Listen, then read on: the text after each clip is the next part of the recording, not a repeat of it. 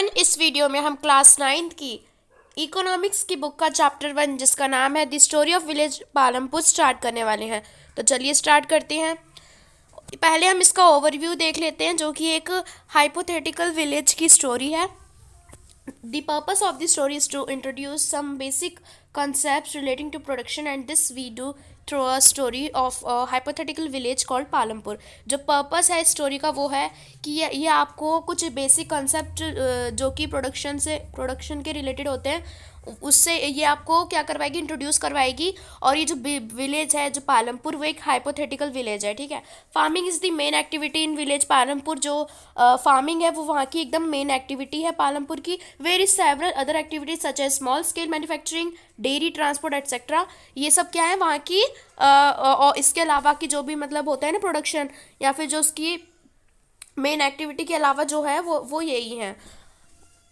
These production activities need various types of resources, और इसके लिए हमें बहुत सारे रिसोर्सेज चाहिए होते हैं। जैसे मान लीजिए हमारे क्या क्या रिसोर्सेज हो सकते हैं, natural resources, man made items, human effort, money etcetera, है ना।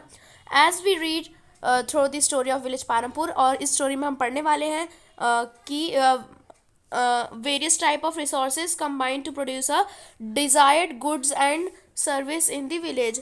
जो कि बहुत सारे टाइप के जो रिसोर्सेज होते हैं जो कि एक साथ मिलकर एक डिजायर्ड गुड्स और सर्विस को एक विलेज में क्या करते हैं, प्रोड्यूस करते हैं। अब यहाँ पे हम इंट्रोडक्शन देख लेते हैं। तो Palampur is well connected with neighbouring village and towns. जो पालमपुर है वो कनेक्ट हो रखा है नेबरिंग विलेजेस से और टाउन से। और Raiganj is a big village जो इज़ 3 किलोमीटर फ्रॉम पालमपुर। जो रायगंज है जो कि एक बहुत बड़ा विलेज है वो पालमपुर से 3 किलोमीटर्स दूर है। And all weather road connected to the village to Rajganj and further on to nearest small town of Shahpur. और जो पालमपुर की जो रोड है वो क्या है, वो रायगंज और जो एक स्मॉल टाउन है शाहपुर उससे क्या है, कनेक्टेड है। Many kinds of transport are visible on this road. और इसमें बहुत टाइप के ट्रांसपोर्ट हमें दिखाई देते हैं, जैसे बुलक कार्ट्स हो गए, टोंगाज हो गए, बुगीज हो गई, और कुछ ट्रक्स जो कि जैगरी से क्या होते हैं, लोडेड होते हैं। और वहाँ पे उसके अलावा क्या क्या मिलती है, वहाँ पे मोटर व्हीकल्स हैं जैसे मोटरसाइकिल्स, जीप्स, ट्रैक्टर्स और trucks. This village has about 450 families belonging to several different caste। इस विलेज में 450 फैमिलीज है जो कि अलग अलग कास्ट से क्या करती है, बिलोंग करती हैं। और दी 80 upper caste families on the majority of land of in a village. जो 18 अपर कास्ट की फैमिलीज हैं उनके पास अपनी खुद की मेजोरिटी है लैंड की विलेज में। There houses some of them quite large, और उनके कुछ घर थोड़े बड़े हैं। Are made of big brick and cement, जो कि सीमेंट और ईंट से बने हुए हैं। दी एससीज जो दलित हैं वो क्या है, 1/3 है उनके पास पॉपुलेशन वहाँ की पॉपुलेशन के अलावा। और वो कहाँ रहते हैं, वो एक वन कॉर्नर में रहते हैं विलेज के, और उनके पास कुछ ज़्यादा बड़े घर नहीं हैं। और उनमें से कुछ घर किनके बने हैं, मड के और स्ट्रॉज के। और जो उनके ज़्यादातर घर हैं वो कैसे हैं, इलेक्ट्रिक कनेक्शन है ज़्यादातर घरों में वहाँ पे। Electricity powers all the tube wells in the fields and is used in various types of small business. जो इलेक्ट्रिसिटी पावर है सारे ट्यूबवेल्स में, फील्ड्स में, और ये क्या किसके लिए यूज़ करी जाती है, बहुत टाइप के स्मॉल बिजनेसेस के लिए। Palampur has 2 primary schools. जो पालमपुर है उसके पास 2 प्राइमरी स्कूल हैं, एक हाई स्कूल है। वहाँ पे एक प्राइमरी हेल्थ सेंटर भी है जो कि गवर्नमेंट के द्वारा क्या है वहाँ पे बनवाया गया है। और वहाँ पे एक प्राइवेट डिस्पेंसरी भी है जहाँ पे बीमार लोगों को ट्रीट किया जाता है, मतलब उनका ट्रीटमेंट किया जाता है। The description above shows that Palampur. अब जो जितना भी हमने पालमपुर का इंट्रोडक्शन देखा तो इससे हमें पता चल गया कि जो पालमपुर है उसके पास एकदम वेल डेवलप्ड सिस्टम है, रोड का, ट्रांसपोर्ट का, इलेक्ट्रिसिटी का, इरिगेशन का, स्कूल्स का और हेल्थ सेंटर का।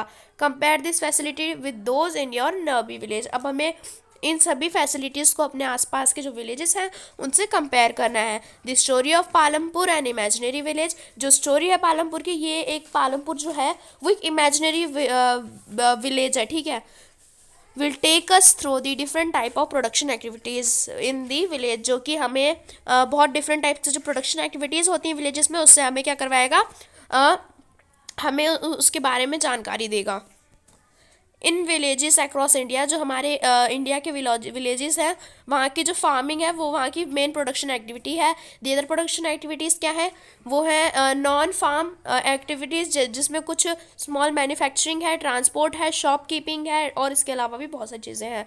We shall take a look at both these activities after learning a few general things about production. तो जो हम हैं वो एक लुक देखेंगे दोनों ही टाइप की एक्टिविटीज़ में इस चैप्टर के पढ़ने के बाद। अब यहाँ पे है ऑर्गेनाइजेशन ऑफ प्रोडक्शन। तो ये क्या होता है, तो यहाँ पे ये है the aim of production is to produce the goods and service that we want. जो एम है प्रोडक्शन का वो गुड एंड सर्विस को प्रोड्यूस करने के लिए है, जो कि हम चाहते हैं। यहाँ पे 4 रिक्वायरमेंट्स है प्रोडक्शन के लिए गुड एंड सर्विस के। जो फर्स्ट रिक्वायरमेंट है वो है लैंड, ठीक है। लैंड ही तो इंपॉर्टेंट होगी, तभी तो हम वहाँ पे फार्मिंग वार्मिंग कर पाएंगे, प्रोडक्शन कर पाएंगे। तो और जो अदर नेचुरल रिसोर्सेज हैं जैसे वाटर, फॉरेस्ट और मिनरल्स। तो यहाँ पे जो सेकंड दे रखा है, सेकंड है लेबर। जब कोई होगा ही नहीं तो फिर लैंड का क्या होगा, है ना। तो वहाँ पे लेबर भी होनी ज़रूरी है, ठीक है। जैसे पीपल जो कि वर्क करते हैं।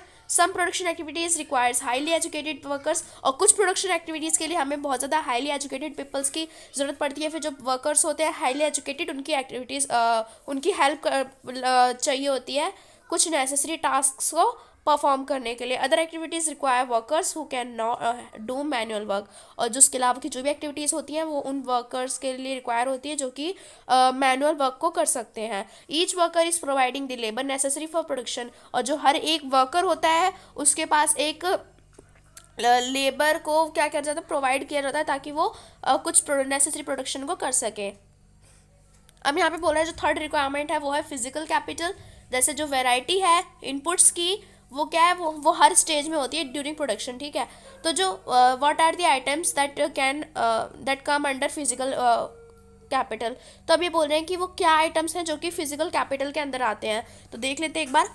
Tools, machines, buildings. जो ये टूल्स, मशीन्स और बिल्डिंग होती हैं। तो tools and machines range from very simple tools such as farmers plug to sophisticated machines such as generators, turbines, computer etc. तो जो टूल्स हैं हमारे और मशीन्स हैं वो बहुत सिंपल टूल्स होते हैं जो कि फार्मर प्लग को मतलब जो सोफिस्टिकेटेड मशीन्स होती हैं उनके लिए यूज़ किया जाता है। जैसे कुछ हो जाती है जनरेटर्स, फिर उसके बाद होती है टर्बाइंस, और उसके बाद कंप्यूटर, और उसके अलावा भी बहुत सारी चीज़ें। टूल्स, मशीन और जो बिल्डिंग्स होती हैं वो प्रोडक्शन के लिए यूज़ करी जाती हैं बहुत ईयर्स से, ठीक है। And are called fixed capital, और इन्हीं को ही हम फिक्स्ड कैपिटल कहते हैं। Raw material and money is in hand. हाथों में पैसा भी तो होना चाहिए इन सब चीज़ों के लिए, है ना। तो production require a variety of raw material such as yarn used the weavers and the clay by potter। तो जो रॉ मटेरियल्स होते हैं उसके लिए हमें पैसे चाहिए होते हैं उनको खरीदने के लिए। तो जो प्रोडक्शन होता है उसके लिए बहुत सारी वैरायटी चाहिए होती है रॉ मटेरियल्स की। जैसे यान चाहिए होती है जो कि वीवर्स यूज़ करते हैं ना, और उसके अलावा क्या चाहिए होती है, और क्ले चाहिए होती है जिसको पॉटर यूज़ करते हैं, और कुछ पैसे भी चाहिए होते हैं, हमेशा चाहिए होते हैं प्रोडक्शन के टाइम पे, ताकि पेमेंट्स बना सकें और कोई भी नेसेसरी आइटम्स को वो खरीद सके। तो जो रॉ मटेरियल्स और मनी होता है वो हमारे हाथों में होना चाहिए, तो इसको हम कहते हैं working capital. Unlike tools, machines and buildings, these are used in production. और जो उसके अलावा जो टूल्स, मशीन और बिल्डिंग्स होती हैं वो प्रोडक्शन में यूज़ करी जाती हैं। There is a fourth requirement too, यहाँ पे एक चौथी रिक्वायरमेंट भी है। You will need knowledge and enterprise to be able to put together land. तो आपको नॉलेज की भी ज़रूरत पड़ेगी, है ना, और एंटरप्राइज की भी ज़रूरत पड़ेगी, ताकि आप अपने लैंड के लिए एक अच्छी प्रोडक्शन कर सको। Labour and physical capital and produce and output either to use yourself और टू सेल दी मार्केट। तो और जो लोग कह रहे हैं तो आपको फोर्थ रिक्वायरमेंट ये चाहिए होगी कि आपको ना नॉलेज भी होनी चाहिए, है ना, कि आप किस तरह से आप लैंड को करोगे, किस तरह से आप लेबर रखोगे, किस तरह का आप जो आपका वर्क है फिजिकल कैपिटल का वो कैसे होगा, आप किस तरह से प्रोडक्शन करोगे, है ना। तो इसके लिए भी आपको नॉलेज चाहिए होती है कि आप ये खुद बेचोगे या फिर आप मार्केट्स में बेच के होगे, ठीक है। तो ये इस टाइप के these days is called human capital, और इसे ही हम कहते हैं ह्यूमन कैपिटल, ठीक है। उसके बाद यहाँ पे बोल रखा है कि we shall learn more about human capital. अब हम कुछ और जानते हैं ह्यूमन कैपिटल के बारे में, नेक्स्ट चैप्टर में हम जानेंगे, ठीक है। तो इस पिक्चर में आपको दिखा रहे हैं कि जो लेबर है और लैंड है उसको किस तरह से आइडेंटिफाई किया जा रहा है फिक्स्ड कैपिटल में प्रोडक्शन को यूज़ करते हुए।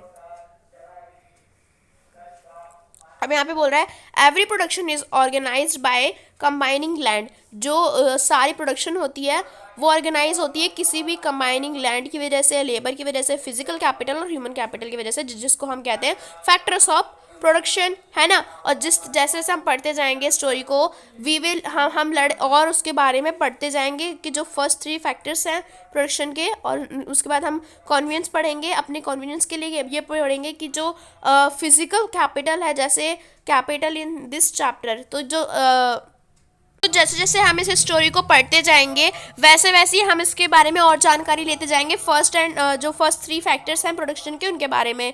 तो और हम उसके बाद ये भी पढ़ेंगे जो फिजिकल कैपिटल है वो किस तरह से इस चैप्टर में हो रही है, ठीक है। अब फार्मिंग इन पालमपुर फर्स्ट हम पढ़ते हैं, ठीक है। तो यहाँ पे बोल रहे हैं land is fixed, farming is the main production activity in Palampur. जो फार्मिंग है वहाँ की पालमपुर की वो मेन प्रोडक्शन एक्टिविटी है, ठीक है। 75% of people who are working are depend on farming for their livelihood. तो वहाँ की जो 75% जो वहाँ के लोग हैं वो फार्मिंग ही करते हैं। दे कुड बी फार्मर्स और फार्मर लेबर, और वो फार्मर्स भी हो सकते हैं और फार्मर्स की लेबर भी हो सकती है। The well being of these people is closely related to production on the terms. तो जो वेल बीइंग जो पीपल हैं वो यहाँ के कैसे हैं, वो क्लोजली रिलेटेड है प्रोडक्शन में। But remember that there is a basic constraint in raising farm production.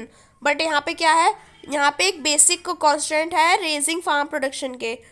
Land area under cultivation of practically fixed। जो land area है cultivation का वो practically fixed है, और 1960 में पालमपुर में यहाँ पे कोई भी एक्सपेंशन नहीं है लैंड एरिया का अंडर कल्टीवेशन के। By then some of the waste lands in the Palampur had been converted to cultivable land. और जो यहाँ पे कुछ वेस्ट लैंड्स हैं विलेज में, वो उनको इन्होंने क्या कर दिया, कल्टीवेबल लैंड में कन्वर्ट कर दिया है। There exist no further scope to increase farm production by bringing new land under cultivation. और यहाँ पे कोई भी फर्दर स्कोप जो होता है इंक्रीज करने के लिए फार्म प्रोडक्शन को, वो मतलब कोई भी वो एग्जिस्ट नहीं करता, ठीक है। उसके बाद यहाँ पे बता रखा है कि the standard unit of measuring land is hectare. और जो यहाँ की स्टैंडर्ड यूनिट है लैंड को मेजर करने की वो है hectare. Through the village you may find land area being discussed in local units as bigha, goita et cetera. और जो यहाँ पे बोल रखा है कि जो हम लोग इस विलेज से हम ये भी पढ़ेंगे कि जो लैंड एरिया है वो किस तरह से डिस्कस्ड होते हैं लोकल यूनिट में, जैसे भीगा, गोइंटा और इसके अलावा भी बहुत सारी चीज़ें।